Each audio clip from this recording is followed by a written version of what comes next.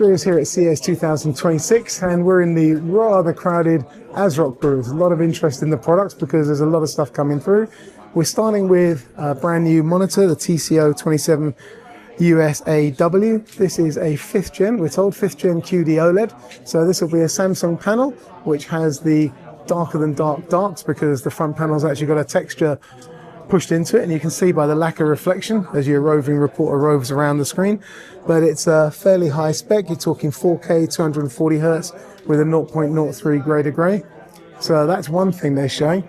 They're also showing off a full range of small form factor and NUC systems, but specifically a DeskSlim X600 and B760, which is obviously the AMD and Intel variants. And what they're showing is that you can create quite a super little computer with plenty of memory in the back. You've got 4 DIMM sockets, and you've got space to put a small AI focused graphic card, and apparently this will work fine and keep core temperatures low even if you're using an Intel stock cooler. These things are shipped as bare bones and we expect a European price around 250 euros. ASRock's now got a full range of power supplies. They've had the 1650 out now for quite a while. This is a high-end power supply that originally came out last year. What they're doing is a little bit more interesting maybe, is the PG1000 PSF. This is a small form factor power supply, but able to deliver a sustained 1 kilowatt load. And you don't have, on the back, you don't have a USB slot, but you've got this little port on the side, and what all of their high-end power supplies are going to be shipping with is this type of connector. So you've got the normal connection on one end for high-end graphics, but on the other end you've got this little data cable hanging off the side that will plug into the port on the back, and that will cancel the power flow. It will power down your system if it detects a massive overheat. So the little kind of tags on the side include thermal sensors, and they've painted the ends green so you know that you've got the cable all the way into the power supply before you turn it on. Okay, so you've got the Steel Legend SL1200P and 1000P, and obviously an 850 as well. And if you take the 1200 version, so they've got the 2 connectors on the back and obviously the 2 little data ports, so if one or both of them gets too hot, then your power supply will save your graphic card very heroically. And if you're going for a low-cost system but you want a high-end graphic card, or maybe you're a system builder looking to be able to tick the gold box, they've got a regular type power supply at a new low price. This in the UK could be somewhere around about £65–70, and it's gold rated. So that's the Pro 850G, or more likely the Pro 750G, which is, as I said, just under 70 quid. ASRock's also bringing to market a full range of CPU coolers. You've got the Challenger 360 digital here, which comes with the ARGB fans and a sort of mini RGB screen on the top, which isn't displaying anything at the moment. This one's a Steel Legend 360 LCD, and you can see on this one that the blocks actually got a little bit of data coming back, so you can monitor your CPU while you're doing whatever it is you're doing when you're not monitoring your CPU.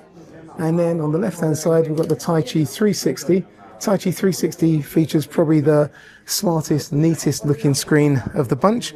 This one wraps around 2 corners. I've got to say it's quite neat, quite cool. I don't know how much time you spend looking at it, but this is at the moment a concept cooler, so we're expecting this to be shown in full form probably at Computex 2026 in June. What you saw there was concept A, but in fact they have a concept B as well, and apparently at the moment there's an internal arm wrestling competition to decide which one gets the winning vote.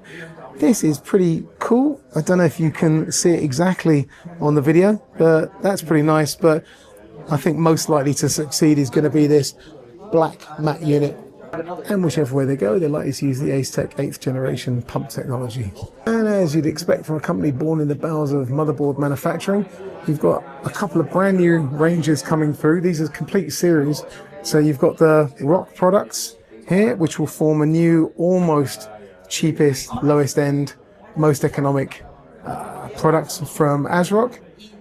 And these will be in both AMD and Intel variations. And at the same time, just above that, they'll have the Challenger series.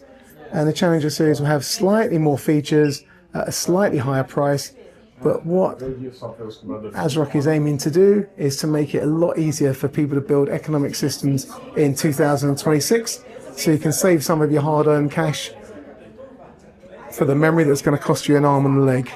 So something like the B850M ROC and the Challenger 850M and B850M are likely to be your choices if you're trying to save money on your motherboard and your CPU, so you can put a few extra pennies into your DDR5 slots. So if I had to guess, we'd say that the ROC products are probably going to come in around about £80, dollars, euros. We know those things are going to be interchangeable, and the Challenger series at the back is probably going to be just under 100. And one last thing before we go, our colleague Richard here is holding another brand new motherboard which has some very interesting innovation. They've decided that days of DDR4 are not over, so they're now created a board which blends DDR4 and DDR5 slots. So if you run out of memory and you can't go to the store, maybe just pull some DIMMs out of your old system.